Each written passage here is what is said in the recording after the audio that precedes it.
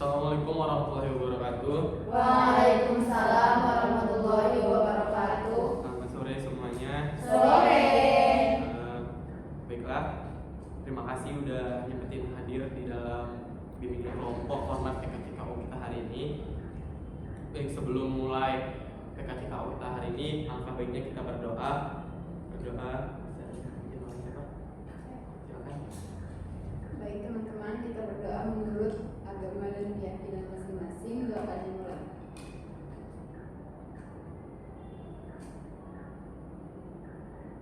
Doa selesai. Baiklah, terima kasih Bapak yang telah memimpin doa.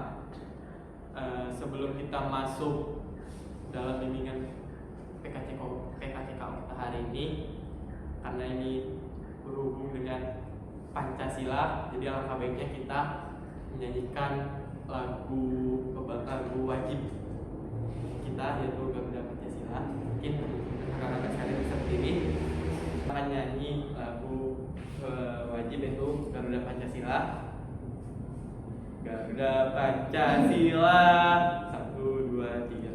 Garuda Pancasila, akulah pendukungmu, patriot proklamasi, sedia berkorban untukmu.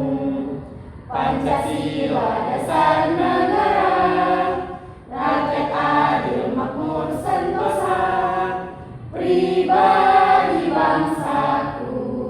Ayo maju, maju, ayo maju, maju, ayo maju, maju. Oke, kakak saya silakan duduk.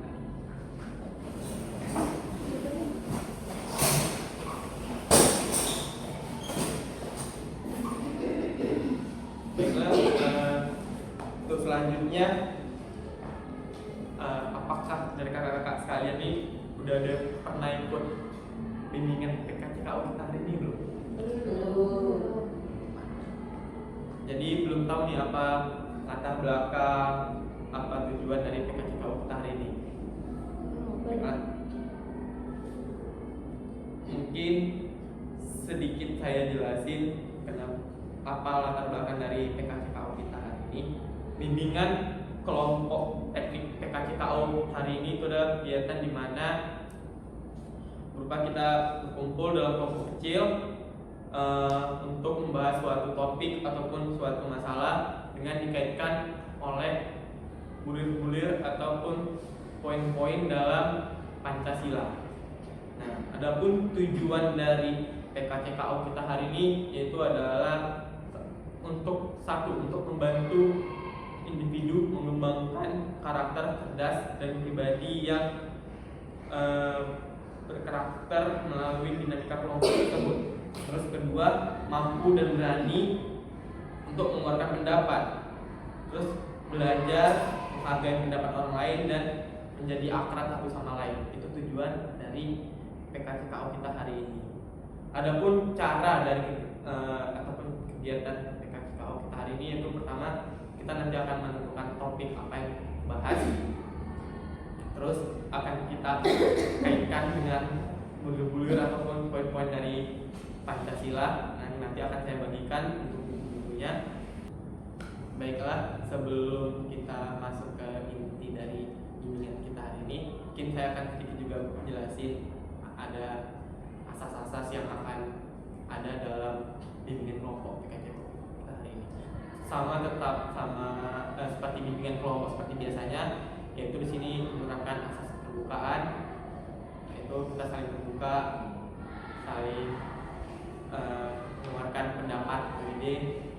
Terus asas kekinian, itu asas dimana kita membahas topik yang kekinian.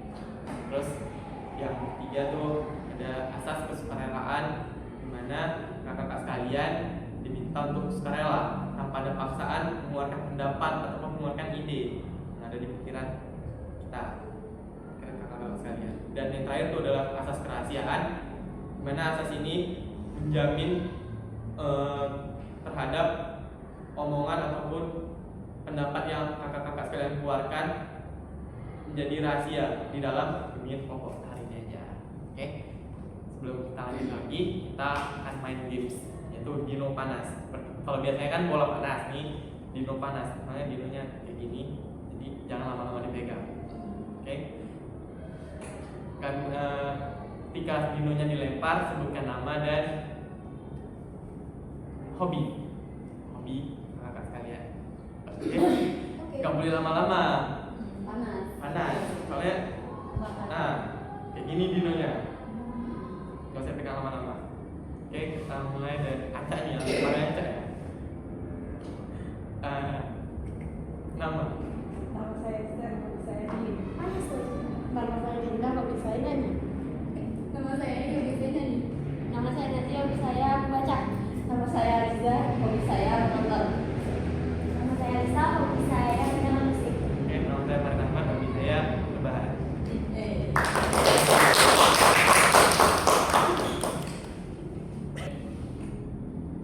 Baiklah, tadi kita telah bermain games. Nah, setelah kita main games, mungkin adakah pertanyaan terkait bagaimana ataupun cara kita dalam bimbingan PKT Kalista ini? Tidak ada. Oke, baiklah, karena tidak ada yang ingin menanyakan, di sini saya punya buku itu butir nilai karakter kecerdasan. Nah, jadi di mana nanti topik yang kita bahas dikaitkan dengan buku ataupun dikaitkan butir-butir nilai karakter yang ada di dalam buku ini. Nah, ini ada buku butir-butir nilai karakter kecerdasan. Nah, saya bagikan, mungkin kakak bisa sharing karena bukunya cuma empat.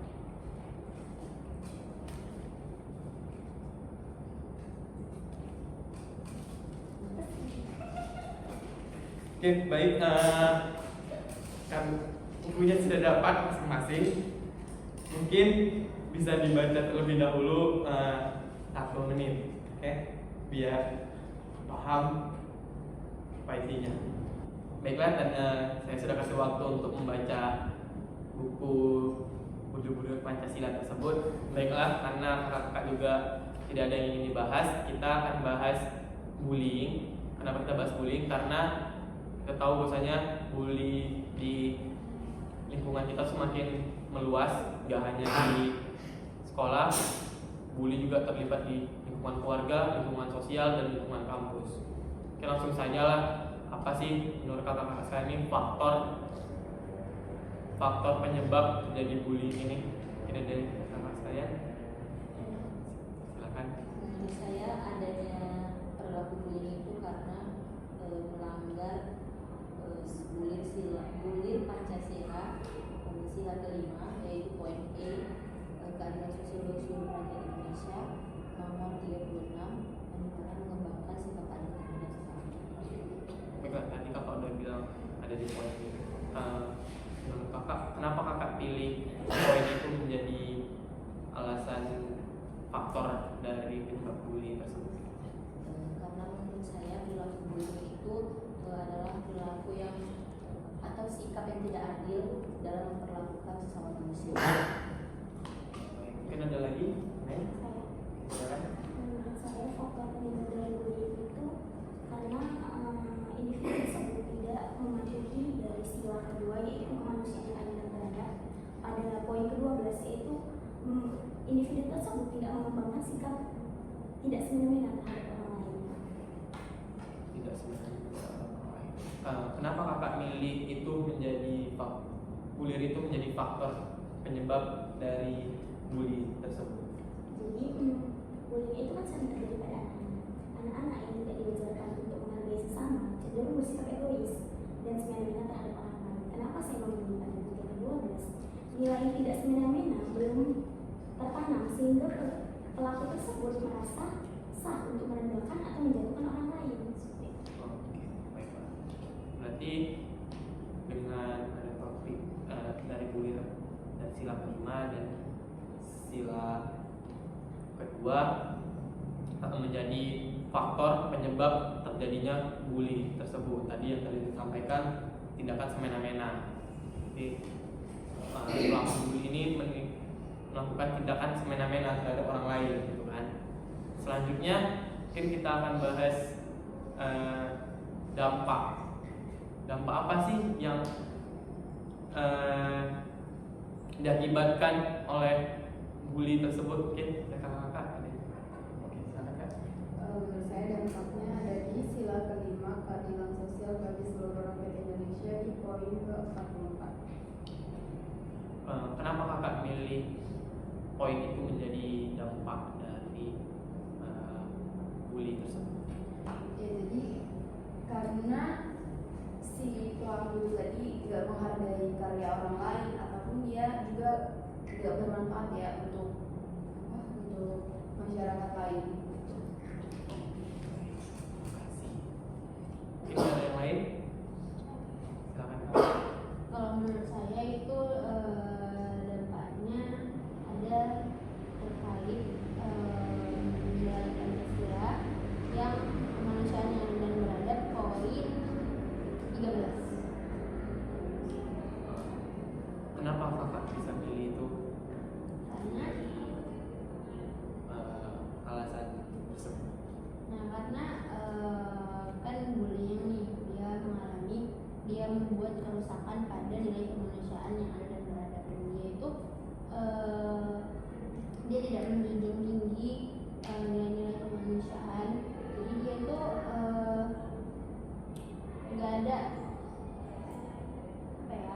tidak memberikan rasa empati, rasa simpati atau kasih sayang itu kepada korban ini. Oke, baik, terima kasih. Mungkin ada yang lain?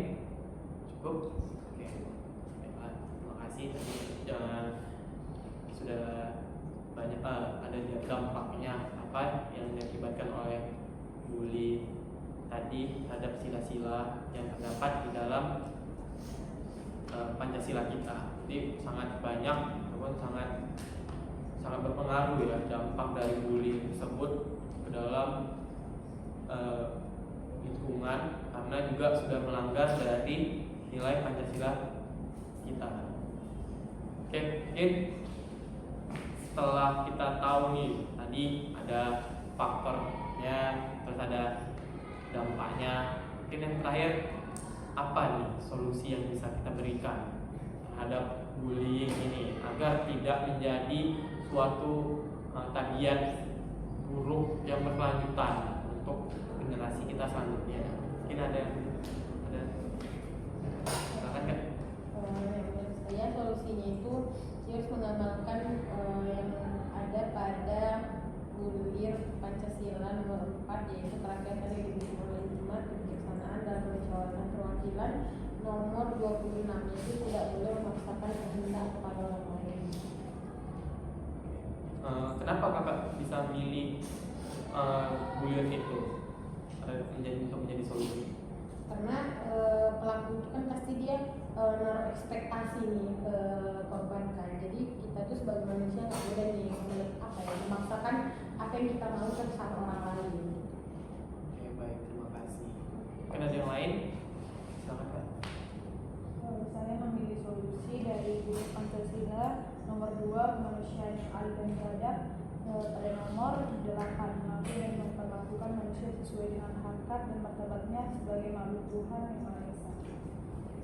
Kenapa kakak bisa milih itu menjadi solusi? Karena seperti kita tahu kalau bully itu menghina, merendahkan manusia, sementara manusia itu ciptaan Tuhan dan Tuhan menyamakan derajatnya semua, tidak ada yang berbeda-beda. Jadi saya menyarankan kepada yang membuli tadi bahwa semua itu ciptaan Tuhan harus diakui dan memperlakukan sesama manusia sesuai dengan martabatnya sebagai makhluk Tuhan yang Maha Esa. Oke, baik, terima kasih atas solusinya. Berarti dapat kita simpulkan solusi-solusi yang bisa diberikan terhadap pelaku bullying itu tadi yang pertama tidak menaruh harapan terhadap orang lain yang dapat di sila Pancasila. Terus juga solusi yang kita berikan memberikan ataupun menganggap semua manusia itu sama, derajatnya sama, karena di dalam Pancasila juga telah dijelaskan misalnya semua makhluk hidup, semua manusia diberikan derajat yang sama oleh Tuhan. Oke, terima kasih kakak-kakak sekalian yang telah memberikan dampak faktor dan solusi dari bully tersebut dan kaitan dengan bulir-bulir Pancasila kita. Mungkin untuk lebih dalamnya saya berarti bisa menyimpulkan bahwasanya tindakan bullying ini sangat-sangat melanggar etika ataupun melanggar poin-poin yang terdapat di dalam Pancasila kita. Dari dampaknya juga melanggar, dari faktornya juga bisa melanggar, dari solusinya juga terdapat di dalam Pancasila kita. Nah, mungkin untuk terakhir nih, saya ingin menanyakan kemajuan apa nih? Kemajuan apa yang kakak-kakak sekalian dapat setelah kita membahas topik bullying tadi yang dikaitkan dengan Pancasila? Mungkin ada yang bisa jelaskan? Oke, silakan Kak. Jadi kemajuan yang saya rasakan melalui kegiatan hari ini yaitu kita harus bisa menjalani hidup sesuai dengan bulir-bulir Pancasila. Jadi jangan sampai ada yang dilanggar, karena ketika ada yang kita langgar pasti jadinya menjadi sebuah kesalahan. Ada yang lain? Satu aja. Oke. Benar banget. Apapun untuk pengembangan diri kita, misalnya pelaku bullying ini berarti sangat-sangat tidak menetapkan nilai Pancasila dalam diri kita sendiri. Oke, selanjutnya saya ingin menanya tanggapan apa nih yang kakak-kakak sekalian dapat terhadap materi kita ataupun layanan kita hari ini. Oke, bisa ditanggapi? Ini kita lagi bahas bullying lagi marak-marak. Jadi tanggapan dari saya ya sampai sekarang masih banyak perlakuan bullying kepada temannya, gitu kan, teman seangkatannya atau bahkan teman sebayanya sendiri, teman dekatnya sendiri. Jadi reminder aja lah buat kita kalau bullying ini kan nggak cocok gitu loh, walaupun marah itu bukan untuk dinormalisasikan. Jadi sebagai pengingat aja sama kita bahwa bullying itu mau nggak mau dan itu harus mau untuk kita minimalisir atau mungkin kalau bisa ya dihapuskan aja lah gitu. Ada yang lain? Pelajaran yang saya ambil untuk tanggapan saya sendiri ya, jika kita melihat teman kita yang mungkin sering dibully gitu kan, ini kita bisa nih lebih kasih pelajaran buat dia ataupun buat si pelaku pembuli ini tadi, supaya dia juga tahu akan norma-norma Pancasila itu tadi, supaya nggak dilanggar gitu lah. Jadi bisa menciptakan kesejahteraan bagi seluruh masyarakat. Terima kasih untuk tanggapannya. Benar banget, tanggapan-tanggapan dari kakak-kakak sekalian ini menjadi reminder diri kita sendiri, dan ini bisa juga menjadi keberanian untuk kita menegur pelaku bully tersebut agar tidak melanjutkan. Oke, berakhirlah tadi dengan tanggapan kakak-kakak sekalian. Berakhir juga PKCKU kita hari ini. Mungkin kita akan bisa ketemu suatu hari nanti. Oke, saya mengucapkan terima kasih banyak kakak-kakak sekalian yang udah meluangkan waktunya untuk ikut PKCKU kita hari ini, dan juga saya mengucapkan mohon maaf telah membuat waktu kakak-kakak sekalian menjadi terpotong di hari ini. Oke, sebelum kita mengakhiri PKCKU kita hari ini, alangkah baiknya kita berdoa. Saya berdoa mungkin bisa saya pimpin karena ini sudah mau siap. Oke, mari kita berdoa agar PKCKU kita hari ini berdampak kepada diri kita, bisa berdampak juga kepada orang lain. Doa dulu.